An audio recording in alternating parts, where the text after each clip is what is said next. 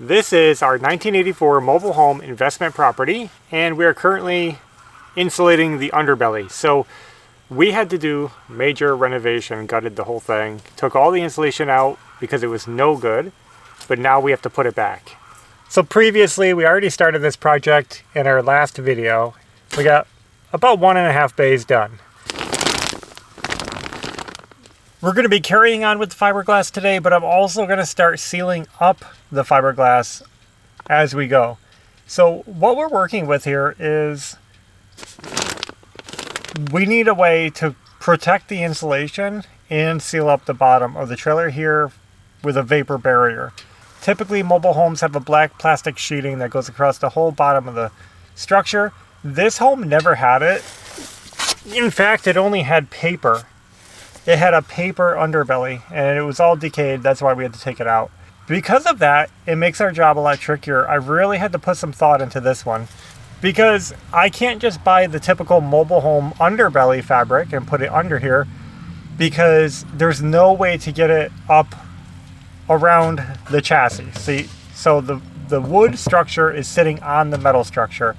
In the factory, they build it so the fabric is just straight across between the two of them. There's no way for me to do that.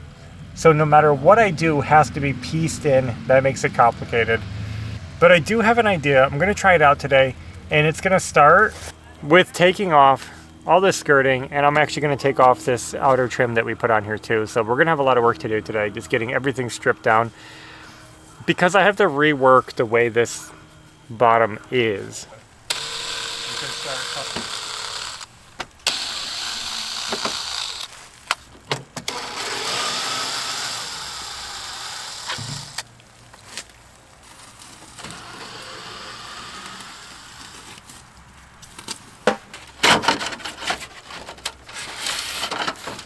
The fringe.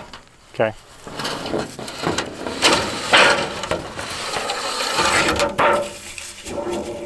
Well, it looks like today's the day that our skirting finally comes down off the trailer. We've had some people ask us why we installed this. What's the purpose of it? For fun. Yeah. But the fun is done. It's time to finish the house. Yep. We're undoing some of the work we did. Wow, that's long. Which is kind of annoying, but we have a better plan, I think. And I don't know, maybe it'll make sense later.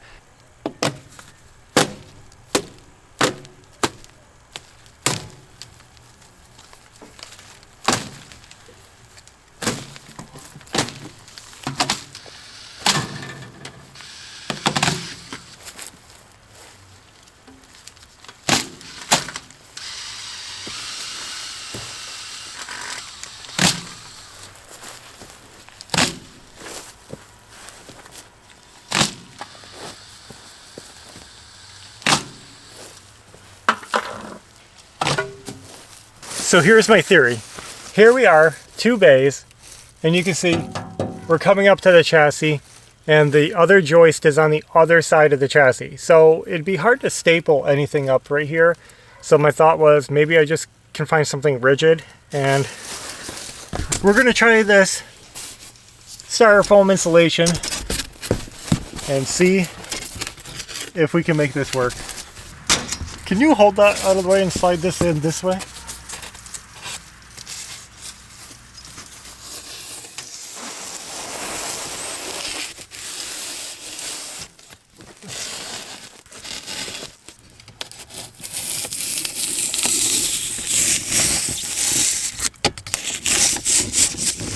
Ideally, we do want it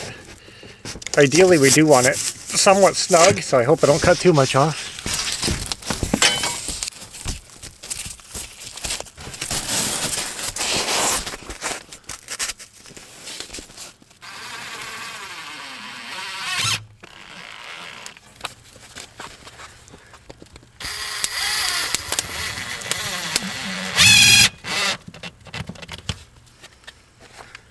This might be the solution.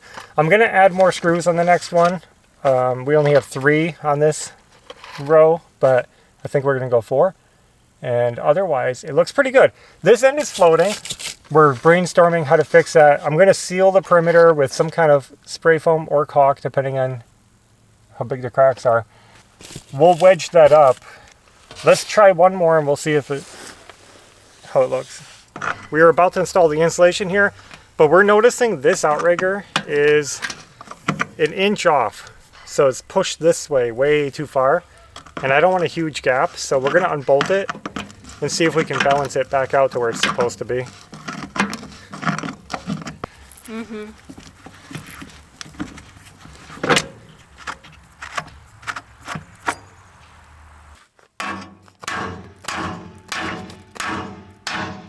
Moves easily.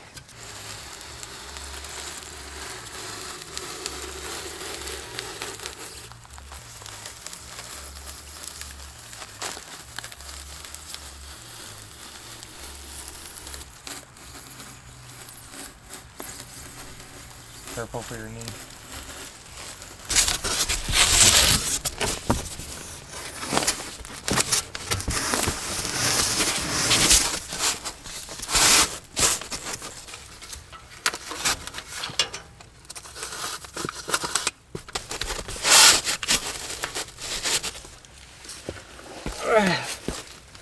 Oh!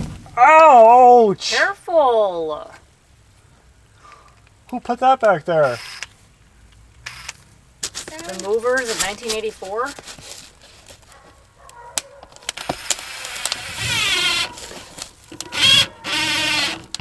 Is that... It's awkward. Certainly awkward.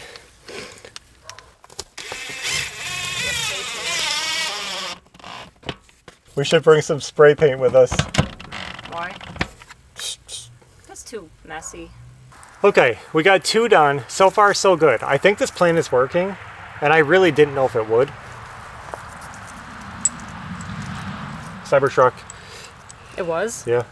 That's why we had to take the wood off the outside. That wood we're taking off makes this joist hang down lower than the rest, so it doesn't work with the foam. So we're taking it off, we're replacing it with the foam board, and now the bottom is like totally sealed up. I was originally thinking I could spray foam around the edges to kind of glue it in place, but now we're thinking, Flashing tape. yeah, if we can find some good sticky flashing tape, we'll just stick it like around the edges to seal it up. It'll air seal it, water seal it, but also to hold it up to the metal. I'd rather do that than spray foam anyway. Yeah, so we're gonna pick up some flashing tape, and otherwise, I feel good because it wasn't a waste of time and money. It's working out. It's working. So that's how we're going to seal up this home, because we have a unique situation. This home is built a little bit odd. The joists are running parallel to the frame instead of perpendicular. There's no existing vapor barrier to attach anything to, because sometimes you can salvage some of the old barrier. If you have that black plastic under yours, don't mess it up too much. Leave it wherever the chassis is. Even if you have to replace holes, just cut out, but leave a flange, because then you can glue the plastics together and make a patch. Yeah. But we have nothing to work with, so we have to work. This one was all trashed when we got it. Yeah. Like shredded. So we only picked up 2 boards of this because we weren't sure if we wanted to commit to it yet. Yep. We wanted to try it first. So we only have enough for 2 more bays. We're going to do those, I think.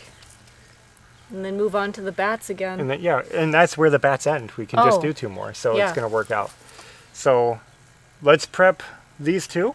Oh, we're using 3/4 inch Poly Pro. It's basically styrofoam insulation. We weren't sure if we should put the foil. I guess we shouldn't say we weren't sure. I think technically the foil should face up, but it's debatable here. We're facing the foil down because it looks better. Yeah. Picture looking up and seeing like white styrofoam. It would look cheap and weird. The silver looks more professional. It'll look professional. You'll know it's like sealed, and it'll look good with the flashing tape, and it'll just make sense. So that's the reason we're doing it foil down. And again, we're mostly doing it as a vapor barrier anyway, not as insulation. Yeah, we just needed something to seal it. To seal it up so like mice can't get in, and to keep the moisture out, because if there's humidity and dampness going under this house, You don't want it getting up into your flooring. So this is going to be perfect. And it's going to add a couple R value. What? 1, 2? I don't know. What is it? 2.89 it says R value. So brings us up a couple more. So we're going to keep going. Get done what we can.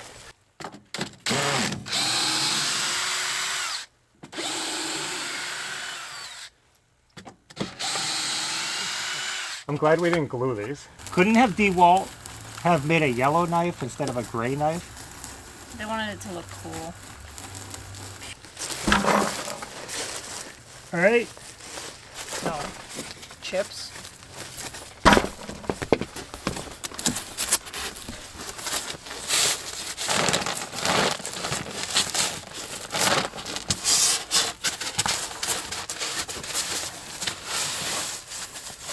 And you'll have to cut for that strap. Yep.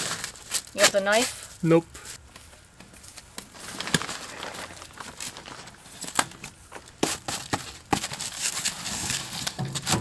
That's good. Flush right there.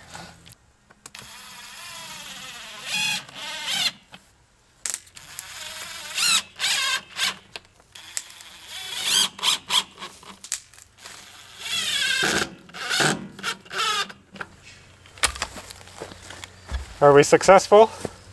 Partially. It looks good.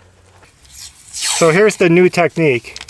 We're taping where the joists are so that we know where they are.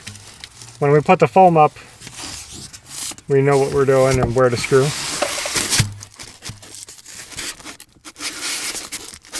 Can you just hold that side? This side? Just the outside. Yeah. Just... Okay, that's good. We're using these Spax insulation washers to install these. That's what those are. It's just a plastic washer with teeth that's designed for holding insulation up. It gives it a nice wide surface to push up against.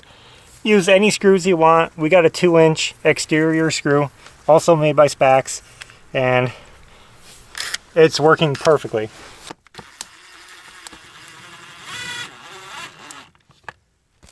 Alright, we just got our 4th piece up. We're done with this for now. I'm very happy with it. This is what the mobile home's going to look like underneath. I think that's pretty good. And we couldn't have gone any further if we wanted to because we didn't finish the insulation. So we only have one bay done past that. So that's what we're going to work on right now, is getting some more insulation into place, run down the rest of this row. We have maybe 44 feet to go.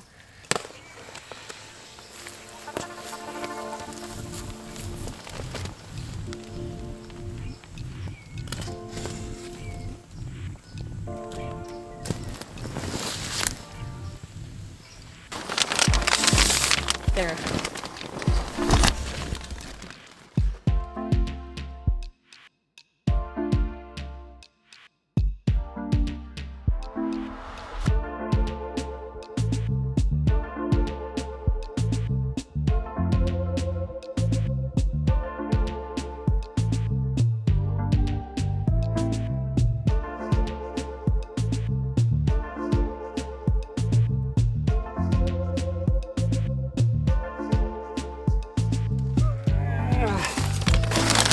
I feel bad for sitting on all these ant lions.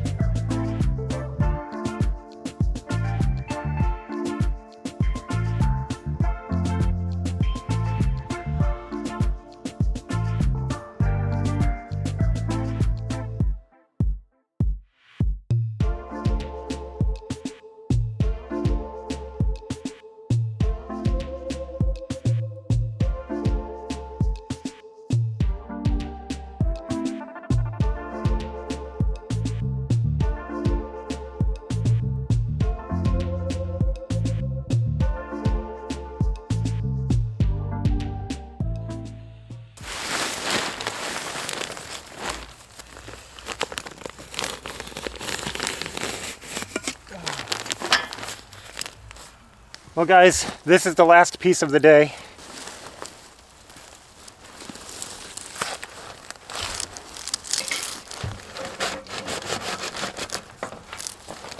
Well, we are done for the day. We just finished our second bay, so that means we have 5 more bays to do, 60 feet long. That means 300 feet of insulation, right? Yeah. We only had that one bundle. We have half of it left, so we can do a little more on the next row, but we'll have to run out and get a new bundle. It might seem odd the way we're working, one bundle at a time, running out to the store. You guys might think, why don't you just get what you need? I have a new technique. It's been working well. I've been doing this for a while, maybe the last year, I don't know, where I buy things in very small batches, because what we did for so long was we would get excited about a project, we would spend a bunch of money, we would go in debt, we would pile up materials and say, look at all this stuff we bought, and then something would pop up and we'd get distracted and the materials would sit around for months. And we have plenty of things that we spent money on that we don't get to for a year or whatever. We have a bed frame in the house. I bought a bed. It's still sitting there It's in the sitting box. there, and we never put it together. So you see what I'm saying? So why tie up money? Because we can't predict the future. So what we're doing is breaking it up into small projects that we can do immediately. Also, it makes it feel more manageable, and you don't feel like overwhelmed. Right. Like instead of 6 bundles, we have 1 bundle to deal with. Right. It's you don't have this pile of where do we stop. Yeah. And you look at the heap and you're like, oh, I have to do all that. So this is just a personal thing of the way we're working. It might seem like we're just unprepared or whatever, but we're doing it kind of intentionally, of just working in small batches, easy projects. If we have to run back to the store, that's fine. We were able to pick up that styrofoam and experiment before committing to it and buying a whole pile of it. I'll say it again, because there's always people who skip some videos and, watch other videos. We are working with next gen fiberglass insulation, right? So this next gen stuff is amazing fiberglass. It is fiberglass, but it does not itch like the old stuff. I'm telling you, like, it's not just a marketing gimmick. Like, you can lay all over it, rub all over it, and it won't make you itchy. I am very sensitive to insulation. I cough and I turn into a mess, right? But this is very easy to work with. Does not make you cough or itch at all.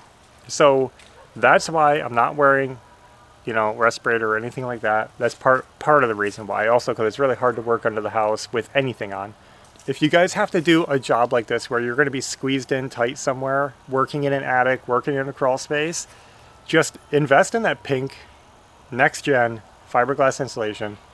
It's not even like that much more expensive than the regular stuff. Right. They have you might have a couple brands. Pick the pink stuff because it's going to make your job so much better. Next gen.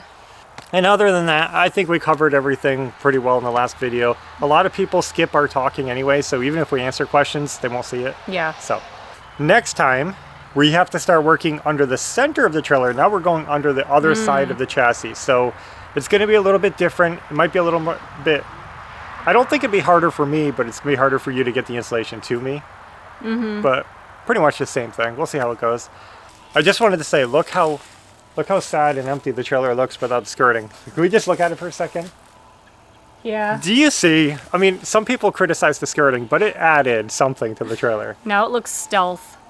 The skirting hid the plumbing. Now the plumbing is ugly. It makes the trailer look plain. Later on, we will be adding a proper skirting. So again, the reason for the skirt was just because we were having some fun. We thought it'd be fun to put a skirt on the trailer, and it looked like a parade float. Yeah. Floating. But it's time to take it down and be serious and get it done. So we'll be done with that soon. That's all we have for now. Thanks for watching. And until next time, take care. Bye.